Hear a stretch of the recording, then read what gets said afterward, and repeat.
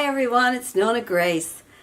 I want to talk to you today about a video that I watched, and I have to read it because I will get the name wrong.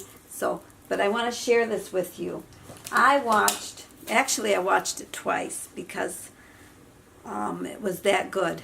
I watched the video from Cabin Life with Glenn and Maureen. I will put the link to their video down below.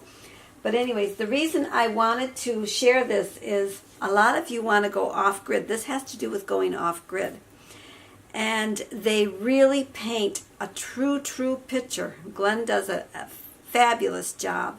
In fact, I was going to read some of his stuff. I actually printed it out. It takes 4 pages, but I'm not going to do that. You can read it when you get to the video.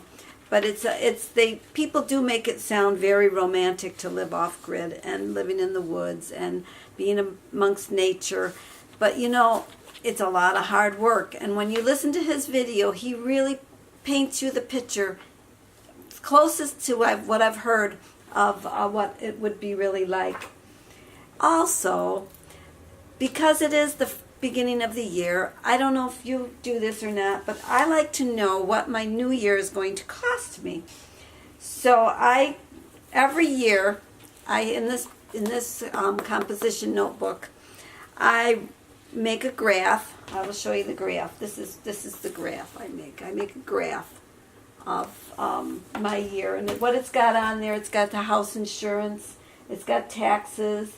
It's got the village, town, and county, school, and then the total. And then it's got my vehicles, whatever vehicles I have, and the registration and the inspections.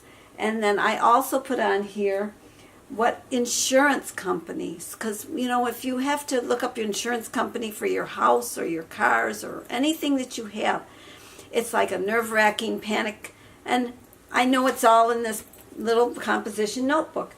And I've been doing this for, oh gosh, not a lot of years. More years would have been nice, but I started in 2011, and 2011 it was rather sloppy. As time went on, I made a better, I graphed it better, and I put this information in better, but it would show like what my taxes are and things like that. And so then at the end of the year, I would add it all up, and this way I know exactly what I need extra beyond my food, my car, gas, and my utilities, what I need beyond that, what I need to have if I wish to keep all these things, because I have a lot of things. And that way I keep track of that. There was one other thing I wanted to talk about. Oh, good grief. It's like when you walk into a store. The minute you hit the store, the bright lights get you, and your list of whatever was in your head, why you went in that store, you don't remember. There was one other thing, but I can't think of it right this minute. Oh, dear. Now I'm going to have to babble because I can't think of it. So I'm cooking. I'll tell you what I'm doing. It might come to me as I'm talking, but then again, it might not. I was getting a little bit hungry because I only had my coffee with my almond milk this morning. And I was thinking, you know, I really feel like I want to eat something. So I'm cooking some chicken. And the way I cook the chicken, I take it right out of the freezer, frozen. And I put it into my cast iron frying pan. And I have a little bacon grease in there because the bacon grease really makes that chicken taste really good. Then I add a tiny bit of water. So I'm really poaching the chicken.